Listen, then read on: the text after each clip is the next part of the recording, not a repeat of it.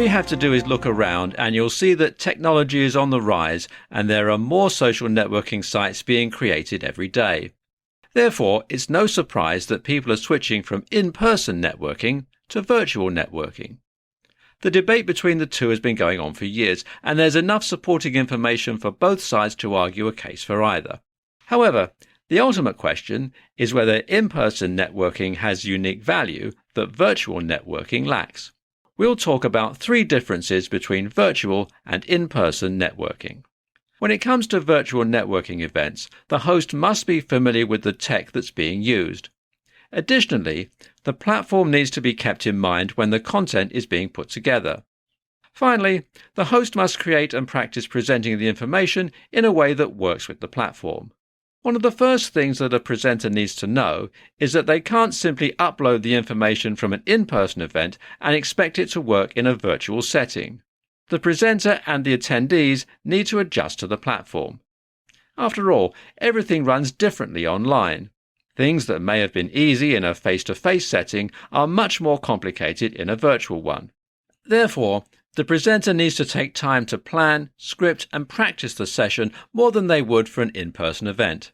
Additionally, presenters must create an environment that is comfortable for attendees, which may mean teaching them how to use the tools that are available on the platform.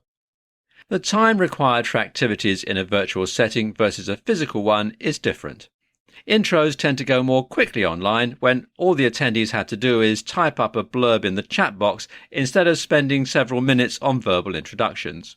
On the other hand, starting the event may take a little more time than an in-person event would. Don't expect attendees to log on at 10 a.m. and you begin right at 10 a.m.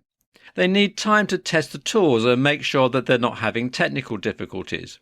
You can use this time to allow attendees to make introductions, or present a poll or a question for them to answer.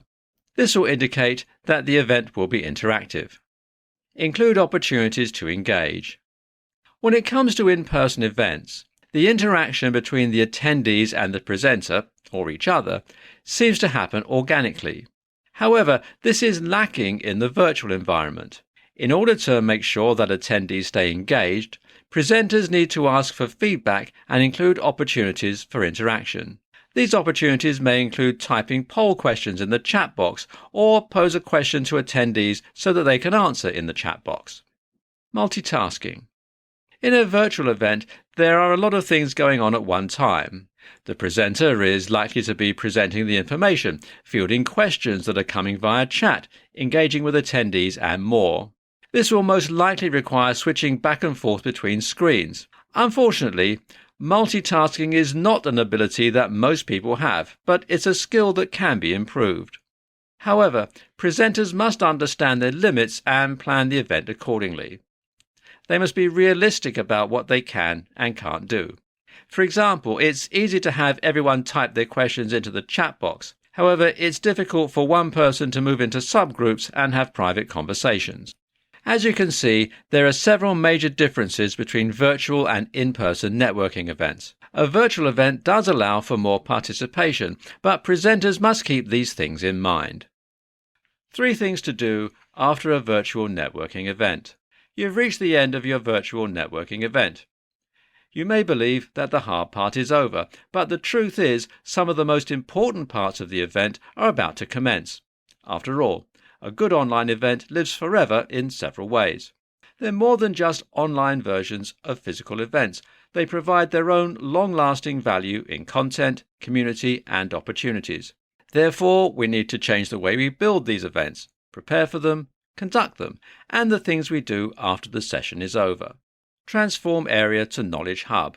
Chances are your virtual event provided valuable content to your attendees. Instead of simply letting it fade, you need to make this content last. Take the event area and transform it into a hub for visitors to come and learn more. Be sure to make it known that this is what you're doing. Additionally, make sure that you set it up to be user-friendly and searchable. Catalogue the content according to the main topics and build campaigns around it to target the appropriate groups. Content should be published and promoted on a variety of online outlets.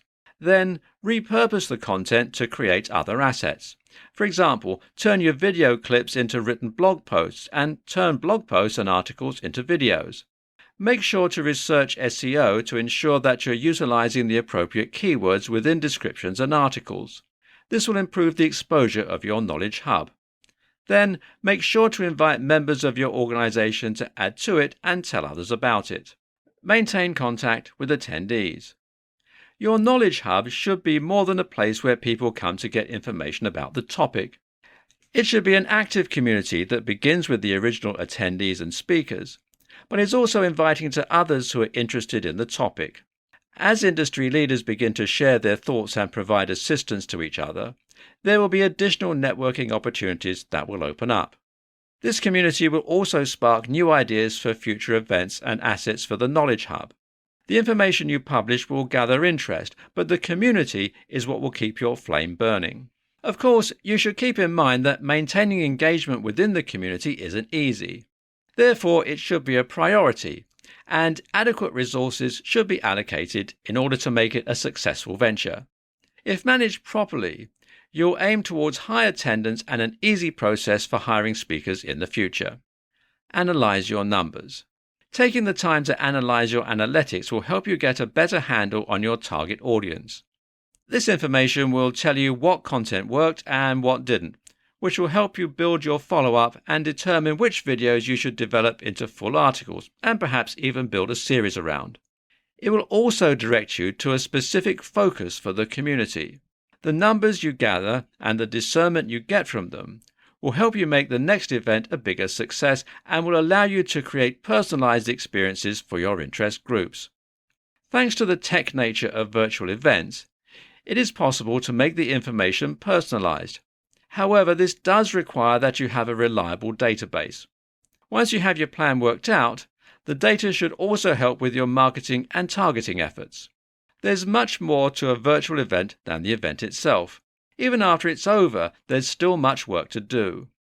This work will help you make sure that the information stays alive and can be accessed by attendees and anyone else interested in the future.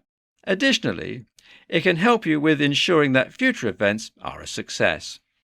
Tips for overcoming the awkwardness when virtual networking for business. According to the experts, it's completely understandable to feel a bit awkward in certain situations. We all feel a bit nervous before heading into a room full of people that we don't know. Unfortunately, social awkwardness can result in anxiety and avoidance for some people. Virtual networking does make it a bit easier since you're not face-to-face with others, but it can still be a bit uncomfortable. We'll discuss tips for overcoming awkwardness when virtual networking for business. In order to ensure that your virtual networking event is successful, you need to begin the process with your audience in mind. Think about who your audience is and how they're related. What is it that they're trying to achieve?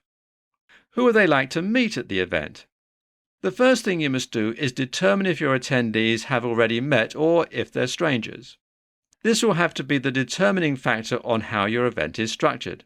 If they already know each other, you don't need to provide as much structure as you would with a group of strangers. You must think about their goals and the reasons for attending the event.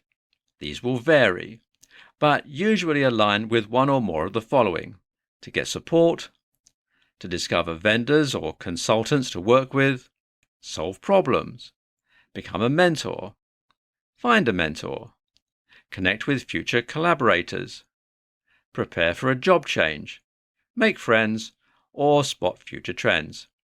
Once you've done this, you can design your event. A successful virtual event will be designed with the outcome in mind. When you understand your audience and their motivations, you can determine the best way to run your event. If it's feasible, put together a test group to try out various activities and determine what works and what doesn't before the event. This will keep you from including activities that will be a waste of time and ensure that you include activities that will provide value. Give your attendees the ability to choose the conversations they want to participate in, allowing them to come and go as they please. This gives them the independence to pursue areas they're interested in and leave activities that don't contribute to their goals.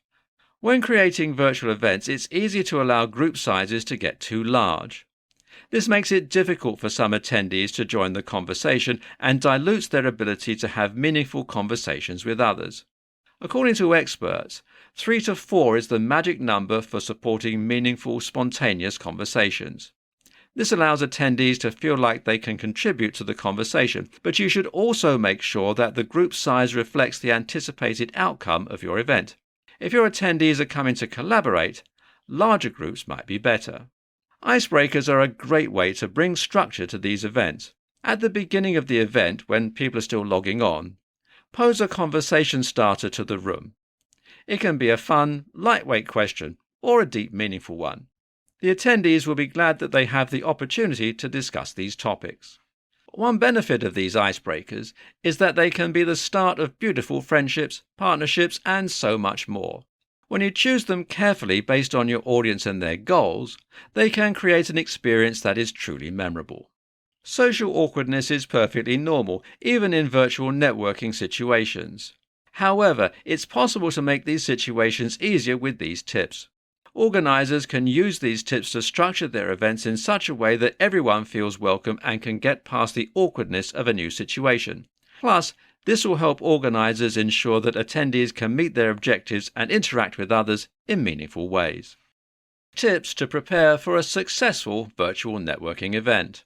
In the past few years, virtual networking has increased in popularity. Since they're not bound to a specific geographical location, a virtual event allows for greater connections and can be accessed without leaving your home or office. However, due to the fact that they're informal and convenient, there's a bit more skill and prep required than for an in-person event. Though they are, by nature, a bit more casual and relaxed, a virtual event is just as important as an in-person event. Planning a virtual event actually requires more attention and thought than an in-person event. The first thing you need to do is decide why you want to host the event. If you're a seasoned event planner, a virtual event may be an extension to what you've been doing. On the other hand, if this is new territory, you might want to think about what your goal is, who your audience is, and what a successful event looks like. Consider attending a few virtual events to find out how they're run. You'll find things you like and things you don't, which will help you to determine how you want your event to run. In order to ensure that your virtual event is productive and enjoyable, you must have an agenda that considers your goals, the number of guests present, and the length of your event. The agenda needs to include what you plan to do and say and when. It's critical to keep track of your time in a virtual event. Since there are so many options, choosing a platform for your event can be a bit tricky, but the good news is most of them have a free version that you can test. Choosing a platform depends on your needs, preferences, and how tech-savvy you are. A quick internet search will help you find one that works for you. You must ensure that your platform is able to accommodate your agenda while also being fairly easy to use. Be sure to test the platform a few times before your event begins. Planning and hosting are two different roles. In some cases, the planner is the host, but in other cases, the planner chooses someone different to host. A great host will ensure that your goals are met and that guests will return for future events. For a virtual networking event, you need a host that can use their voice, gestures, and expressions to make guests feel welcome and appreciated. If you plan to have someone else host the event, you'll want to make sure to do a test run with them to make sure they are a good fit. Once you have prepared for your event, prepared the agenda, chosen a platform and chosen your host, it's time to start marketing your event. This will determine whether it will be well attended or not. You'll want to market on a variety of platforms including LinkedIn, Facebook, Instagram, Google Business, and anywhere else your proposed audience can be found. In addition to social media, you'll want to reach out to your contacts to talk about the event.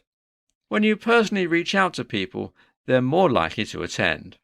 Networking is critical when it comes to business, and virtual networking is becoming the way to do business. After all, it allows you to connect with people all over the world. You're not limited to your own geographic area. However, there are some things you must do to make sure your event is successful. If you'll make these things a priority, it'll make a huge difference. Growing your business through virtual networking. Until recently, most of us believed that FaceTime and other virtual calling activities were for casual communication. However, the world is changing and virtual networking is becoming quite popular. In fact, with everyone staying so busy and always on the move, virtual networking events are more the norm than face-to-face events. We'll explain 10 tips for growing your business through virtual networking. These will help you optimize the benefits from your virtual time together. Reach out to others. Most of the time, a virtual networking event will begin with a chat or icebreaker of some kind while you're waiting on everyone to join. Many times, the host will pose a question and the attendees will answer, and in some cases, attendees reach out to engage with each other while waiting. Prepare your introduction. Most of the time, even with virtual events, there will be a moment that you have the opportunity to introduce yourself. Take some time before the meeting to come up with something that you will say. You can go ahead and type it up so you can read it, or copy and paste it when the time comes. This way, you're not struggling to come up with what to say on the spot. Prepare as if it were an in-person event. If possible, look at the attendees who will be attending the event and decide which ones you want to connect with. If there's not a list available, decide on the types of people you want to meet and your goals for the event. Are you looking to market your products or services? Or are you looking to partner with someone who has a specific skill set? The difference between an in-person event and a virtual event is that at the virtual event, everyone will be part of the conversation. Gather contact information. Since virtual events don't really allow for one-on-one interactions, you're not going to solidify your relationship during the event. Therefore, it's necessary that you take the time to gather their contact information so you can connect with them after the event. Ask questions. If you get a chance to interact with other attendees, it's a good idea to ask questions. If you can't think of anything based on the conversation, why is always a good go-to. Have a positive attitude. When you attend a virtual networking event, make sure that you bring a positive attitude with you. After all, positivity is contagious. Others will be drawn to you. Offer questions that encourage positive responses and/or share some of the things that you've found to be inspiring. This will make everyone feel better and they'll thank you for it. Avoid negativity. While it's true that we all need to vent once in a while, there's no place for things like that in virtual networking events. If you make negative comments, people will remember you for it. Even if everyone else attending the event agreed with you, it'll be your name that people will remember when it comes back up. Share specials. Chances are you may be invited to share any specials your business is offering. Be sure to take advantage of this opportunity. If there is anything that you've changed to allow you to better serve your customers, make sure to mention that. Also, consider offering something special to the attendees of the event. This will create the feeling of being a VIP, and they're more likely to connect with your business in the future. Write reviews. When you're done with a virtual networking event, one of the first things you can do before you follow up with your contacts is to write reviews for their businesses. Go to their social media pages and post about your interactions with the business and/or their products or services. After all, reviews are beneficial for helping businesses get more customers. They also make the business owner feel good about what they're doing. Connect others. If someone brings up a need they have during the event and you know someone that can fulfill that need, make sure that you create that connection. After all, it's always a good idea to be helpful, and if you help them, they may be able to help you in the future. If you plan to participate in a virtual networking event, it's important to take it seriously because they really can be fun and positive, and they can help you grow your business. Mastering Zoom for virtual networking success. In today's world, more companies are opting to have employees work remotely, and more events are being held online to maximize participation. After all, virtual events allow for anyone to attend no matter where they are in the world. Zoom is one of the platforms that's being used. If you'd like to learn how to master Zoom, you're not alone. There are many people out there who feel the same way. We will help you learn more about mastering Zoom for virtual networking success. Okay, so what is Zoom? Well, Zoom is a cloud-based platform that can be used for hosting virtual meetings, whether a group meeting or a one-on-one. This tool connects team members remotely and contains a variety of audio, video, and collaboration features. Some of these features include HD video chats, conferencing, audio conferencing via VoIP, instant messaging, virtual backgrounds, screen sharing, ability to host video webinars. How to use Zoom. Zoom is really easy for anyone to set up and conduct virtual meetings. However, if you're new to the platform, it can be a bit tricky. The following is a step-by-step guide for properly using Zoom. Here are the steps for getting started with Zoom on both desktop and mobile. Desktop. Visit the website and click Sign Up in the upper right-hand corner of the screen. You'll be given two options. You can create an account using your work email or sign in with an SSO, that's a single sign-on, via Facebook or Google. If you plan to use Zoom for work, you may want to use your work email address to sign up. You'll be sent a confirmation link. Click the link to be sent to Zoom's sign-up assistant and sign in with your credentials. For easy access, download the desktop app Zoom Client from the website. Mobile. Download the Zoom app from the App Store or Play Store and follow the on-screen prompts for signing up or signing in to Zoom. The instructions are similar to those for the desktop option. Here are the instructions for easily setting up a Zoom meeting. Desktop. Start by logging into your Zoom account. Move the cursor over Host a Meeting on the top right corner of your screen and choose from the following: Video on, Video off, Screen share only. You will be redirected to the Zoom app to start a meeting. At this point, you'll be able to edit the settings for the meeting and send out the invitation URL to attendees. Mobile. Open the app and log into your account. Tap New Meeting icon. Edit the settings based on your preferences. Click Start Meeting once you're done. Here are the steps for adding participants to your meeting. Desktop. On the New Meeting screen, click on Invite on the bottom of the screen. This will give you the option to copy URL or copy invitation. This allows you to send the invitation to attendees via text, email, or IM. Another option you have is to email attendees through your preferred email service via the Zoom app. Mobile. Once you've started the meeting, click on Participants in the toolbar at the bottom of the screen to add Manage Attendees. A window will open up where you will click Invite on the bottom left of the screen. Now you will be given the option to share the meeting details on a variety of platforms, including text, email, and messaging apps. Every day, more and more virtual events are being held. Most of these are using Zoom as the platform. Once you've used it a few times, you'll see that Zoom is actually fairly easy to use. However, it can be complicated if you've never used it before. These steps will help you get started and get you well on your way to mastering Zoom for virtual networking success. Tips for snagging introverts and extroverts while virtual networking. In recent years, virtual networking has become all the rage. More and more events are being held online. This means that you can attend an event that is all the way across the country and even on the other side of the world without ever leaving your home or office. But it's not always easy to get everyone to be engaged. When attendees engage with the event, they are more likely to enjoy the experience, which means that you will be successful. However, online engagement is a term with many different meanings. We will explain some tips for snagging introverts and extroverts while virtual networking. How to engage introvert attendees.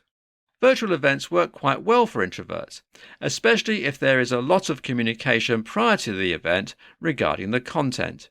In fact, the more you work on this, the more interest you'll get. Don't use headlines that can be interpreted in a variety of ways. Make sure to provide plenty of details so that you alleviate any anxiety. Be clear about participation and how their participation will add value. Encourage attendees to be involved prior to the event, which is something that can be done at their own pace. Give them time to reflect on the content. They may like to have a chance to read more about the topic at hand and look over any speaker profiles ahead of time. Send out the agenda ahead of time and keep attendees informed of any changes so that they can be in control of their experience. Keep the following list of introvert traits in mind when designing your virtual event. They prefer not to be the center of attention. They enjoy close one-on-one relationships. They think before speaking. They need time alone to recharge or reflect.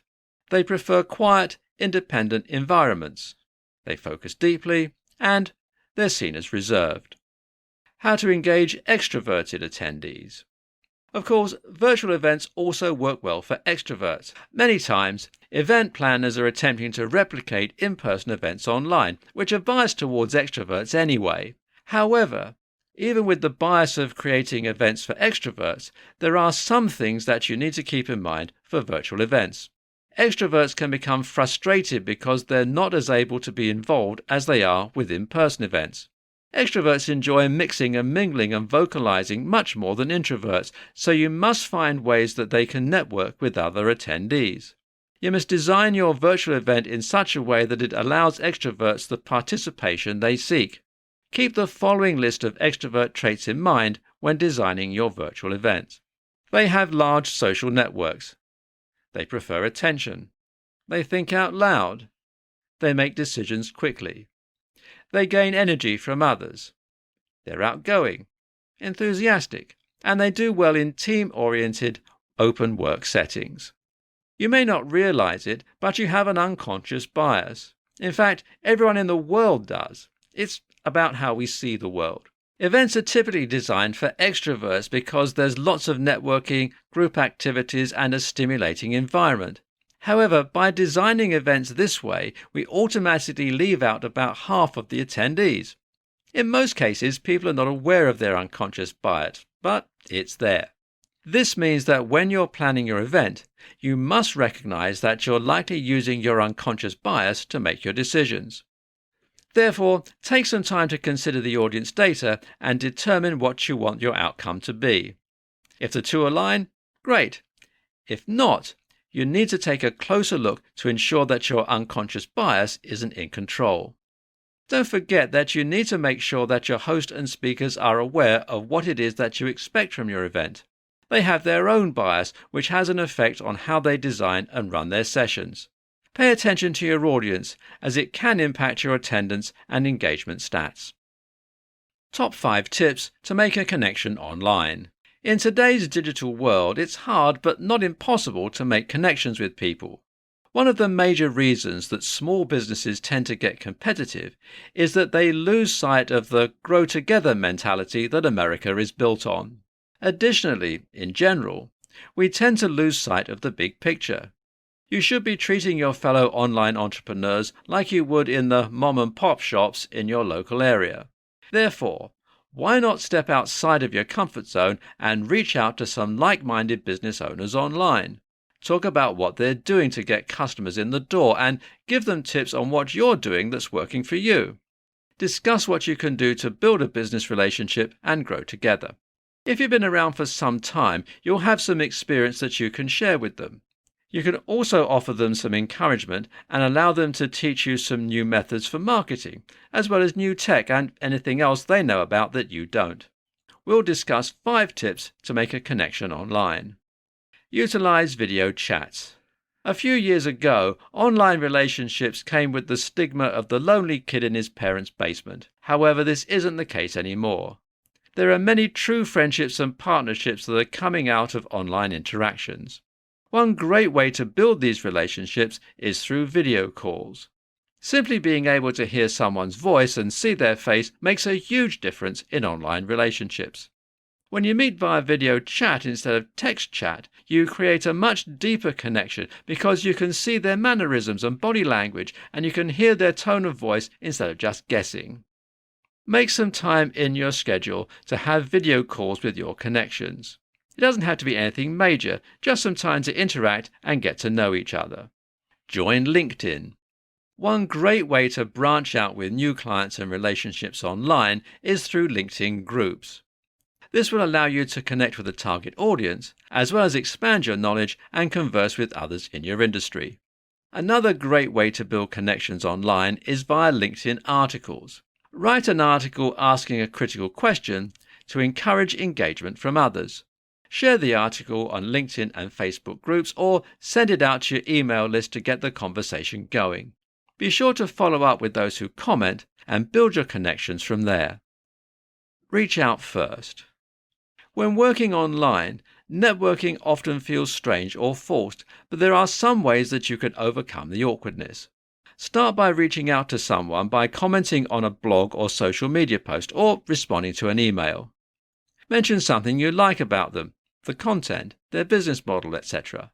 If you would like to make a deeper connection, ask if they might be interested in a coffee chat, usually via video or phone if you're not in the same town, to see if there is anything you could collaborate on with each other. Typically, the hardest part of starting a relationship is that first contact. Most people do crave human connection though. If you make the first move, you dramatically increase your chances of being able to talk to that person. Join Facebook groups. Take some time to join a few relevant groups on Facebook and then engage as much as possible. If you're a member of a lot of groups, your attention will be split in that many directions. However, if you only have a few groups to focus on, you're able to create more quality connections. Connect on Instagram. Instagram is a great way to make online connections. Instead of going through and randomly following accounts, look for those that you really like in the hashtags. Then, leave meaningful comments on their content. If you interact with them, they are more likely to interact right back with you. This will help you build valuable connections, especially if you take the time to respond to comments and ask questions to start conversations. These days, it seems that everyone has gone digital. This has made it difficult to build lasting connections. However, it's not impossible. If you use these tips, you can easily make lasting and valuable connections online with like-minded people. Virtual networking explained for businesses. A virtual network is a system in which companies and individuals can connect with each other despite local differences. This allows remote access of the system, which makes troubleshooting and repairing issues much easier. In this presentation, we'll discuss what virtual networking is and how it works for businesses. What is virtual networking? A virtual network is one in which all devices, machines, data centers, and servers are connected via software or wireless tech. This means that the reach of the network can be expanded as far as required for maximum efficiency. A virtual network does not follow the conventional rules of networking because it's not wired.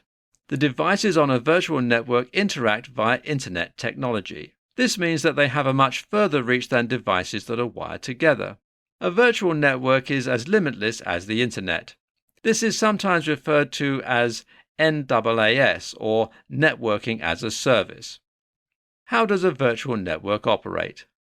A virtual network uses innovative tech to create an expanded wireless network. This network includes vSwitch software, allows setup configuration of a virtual network. Virtual network adapter, this creates a gateway between networks. Physical network, this hosts the virtual network. Virtual machines, these are instruments that are connected to the network, allowing a variety of functionality. Servers, part of the infrastructure of the network host. Firewalls, security, designed to monitor security threats. 3 virtual network classes. There are 3 classes of virtual networks: VPN, VLAN, and VXLAN. We will explain these in detail. VPN, Virtual Private Network. A VPN uses the internet to link 2 or more existing networks. This allows users to log in from anywhere to gain access to the networks that are linked. VPNs can also be used to mask internet use on public Wi-Fi, which ensures secure browsing. A VPN is established when data that is attached to packets defines the routing information that routes a user to a certain address. This creates a tunnel of addresses which encrypts the browsing history and makes it impossible to remotely access information. A VPN offers a small-scale virtual network via the internet for people to connect. VLAN, Virtual Local Area Network. A VLAN utilizes partitions to group certain devices on a LAN into domains that have configurations applied to each one. A VLAN provides better management, security, and monitoring of the devices within a certain domain. VXLAN, Virtual Extensible Local Area Network. A VXLAN provides a tunnel to a Level 2 network from your Level 3 network infrastructure via switches at each endpoint. Another piece of tech included in this network is a base case, either physical or virtual, that is able to route data between endpoints. Virtual networking for business has a variety of benefits, including the following: the ability to work remotely, digital security, streamlined hardware, flexibility, scalability. It doesn't require much hardware, which means it's easier to scale at a lower cost of ownership, cost savings, and increased productivity. Virtual networking and contemporary business. In the ever-evolving world of digital business, virtual networking is very important because it addresses the need for remote accessibility, scalability, security, cost savings, and flexibility. Just like most services that can be outsourced by enterprise businesses, virtual networking offers benefits, including ensuring that your valuable resources can be better spent making sure that your tech meets your needs. As society continues to change to where more people are working remotely, virtual networking and NaaS services will become more critical for businesses to function. The next phase for digitally transforming businesses that have already become a virtual enterprise could very well be virtual networking capabilities. For example, expanding your virtual network to encompass more than a simple VPN to increase productivity is one way that your business can evolve in the digital world. Virtual networking allows individuals within a company to connect with each other no matter where they are in the world. This means that companies are able to be more productive and troubleshooting issues is much easier. Whether you're just getting started in your new role or you've been around a few years, you know that a strong network is critical for your career. In fact, you've probably already been affected by a professional connection in some way. Connections are not only beneficial for mentorship and finding your next opportunity, they're also necessary for your overall health and well-being. For many years, most of us have considered networking as face-to-face conversations at events or gatherings. However, in today's world, that is changing rapidly. Virtual networking is becoming just as important as face-to-face networking. While there's really no right or wrong way to network, it's easy to make a few faux pas when connecting online. In this presentation, we'll look at 5 of the worst faux pas that must be avoided when you are virtual networking. Sending random LinkedIn requests. When you're attending a virtual networking event, don't automatically send someone a social media request to connect just because you like what they say. Take the time to talk with them and send them a personal message first. Be an individual, not just someone that clicks buttons. Making it all about new connections. While it's true that networking is about meeting new people and checking out opportunities for connection, you don't want to forget about your existing relationships. If you struggle with maintaining your current relationships, there's no reason to bother trying to build new ones. Not dressing appropriately. When you are planning to attend a virtual networking event, you need to think about how you would dress if you were attending that same event in person. While it's true that a lot depends on the industry you're in and the event that you're attending, but you're not likely to show up looking unkempt and dirty. You're probably going to make yourself look presentable. This is because you want to make a good impression. After all, although it's through video, people can still see you and will make judgments based on your appearance. Therefore, you want to make sure that you look the part when joining a meeting. Not solving technical issues. One of the primary issues that you're going to come across when it comes to virtual networking is having an unprofessional setup. If you're having issues, it's going to look bad on you. Before you log into the meeting, be sure that you test your setup and see if there's any issues that need to be resolved. You'll want to make sure that your microphone and camera are connected and functioning properly. You'll also want to ensure that your speakers are working so that you can hear everyone and that your internet connection is stable.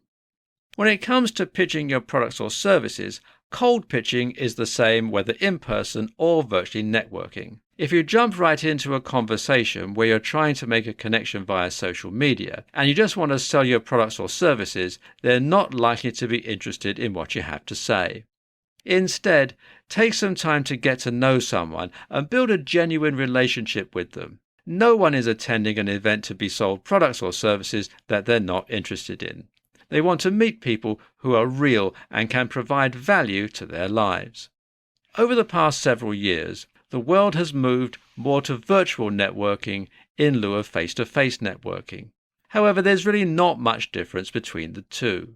You need to be aware of what you're doing and how you approach meeting and connecting with others. Keep these most common faux pas in mind so that you can avoid them and be more successful when you're virtual networking.